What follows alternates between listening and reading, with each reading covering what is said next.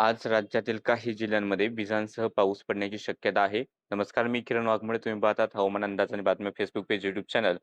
आज 11 ऑगस्ट सकाळचे 9:30 वाजलेत. सिस्टीम पाहिलं तर मध्य प्रदेशच्या आसपास जे कमी दाबाचं क्षेत्र आहे, आता याची तीव्रता हळूहळू ओसरू लागलेली आहे. पण बंगालच्या उपसागरात एक चक्राकार वाऱ्यांची स्थिती निर्माण झालेली आहे आणि याची तीव्रता वाढते आणि लवकरच या ठिकाणी आज किंवा उद्यापर्यंत या ठिकाणी एक कमी दाबाचं क्षेत्र विकसित होण्याचा अंदाज आहे. मान्सूनचा आस असले पट्टा या दोन्ही सिस्टीमच्या आसपासून जात आहे. परिणामी याच्या आसपासच्याच भागांमध्ये पावसाचे ढग हे विशेष करून आपल्याला दाटलेले पाहायला मिळत आहेत.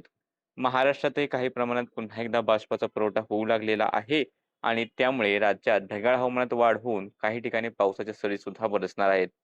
सकाळची सॅटेलाइट इमेज पाहिली तर इकडे रायगड आणि रत्नागिरीच्या भागामध्ये मध्यम ते जोरदार सरी देणारे ढग आहेत.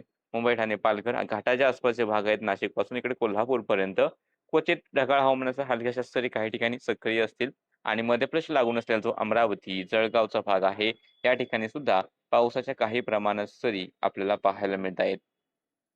तसेच राज्याच्या इतर ठिकाणी सध्या जर पावसाचे ढग नसले, तर दुपारनंतर ढग निर्मिती होईल आणि मेघगर्जना आणि काही ठिकाणी पावसाच्या सरी बरसतील. येत्या 24 तासामध्ये नाशिक घाटापासून इकडे कोल्हापूरच्या घाटापर्यंत मध्यम तर काही ठिकाणी मुसळधार स्वरूपाचा पाऊस हा आपल्याला पाहायला मिळण्याचा अंदाज आहे. तर त्यासोबतच इकडे मुंबई, ठाणे, पालघर, रायगड, रत्नागिरी, सिंधुदुर्ग किनारपट्टीच्या भागामध्ये सुद्धा मध्यम ते एखाद्या ठिकाणी मुसळधार स्वरूपाचा पाऊस पाहायला मिळण्याचा अंदाज येत्या 24 तासामध्ये आहे.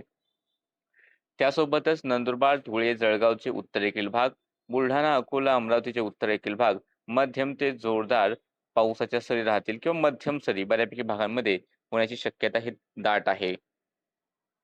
तसेच सोलापूर, धाराशिव, बीड, जालना, परभणी, हिंगोली, बुलढाणा, अकोला, वाशिम, यवतमाळ, वर्धा, नागपूरचे काही भाग, दुसरीकडे छत्रपती संभाजीनगरचे काही भाग असतील, नाशिकचे काही भाग असतील, त्या ठिकाणी स्थानिक ढगनिर्मिती होऊन किंवा काही ठिकाणी गडगडाटी पाऊस होण्याची शक्यता दिसते. पाऊस किंवा गर्जना होण्याचा अंदाज आहे. व्याप्ती जरी सार्वत्रिक नसली तरी सुद्धा ज्या ठिकाणी पडतील या पावसाच्या सरी त्या ठिकाणी थोड्याशा चांगल्या पाऊस सरी या अपेक्षित आहेत. त्यानंतर चंद्रपूर, भंडारा, गोंदिया, गडचिरोली, नांदेड, लातूर, धाराशिवचे दक्षिणेकडील भाग या ठिकाणी सुद्धा स्थानिक ढगनिर्मिती होऊन काही ठिकाणी गडगडाट होऊ शकतो. पण व्याप्ती थोडीशी इतर भागांच्या तुलनेत कमीच राहील. पण ज्या ठिकाणी स्थानिक ढगनिर्मिती होईल त्या ठिकाणी पावसाच्या सरी नक्की बरसतील. मध्य महाराष्ट्राचे पश्चिम भाग नाशिक, पुणे, सातारा, कोल्हापूर, पश्चिमेकडील भागामध्ये मध्यम सरींची शक्यता आणि हा जो मधला भाग आहे मध्य महाराष्ट्राचा, या भागामध्ये विशेष शक्यता सध्या तरी दिसत नाहीये.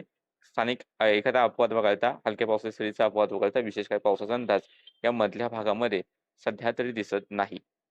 या अपडेटमध्ये इतकंच. असेच अंदाज पाहण्यासाठी फेसबुक पेज फॉलो करा, यूट्यूब चॅनल सबस्क्राईब करून ठेवा.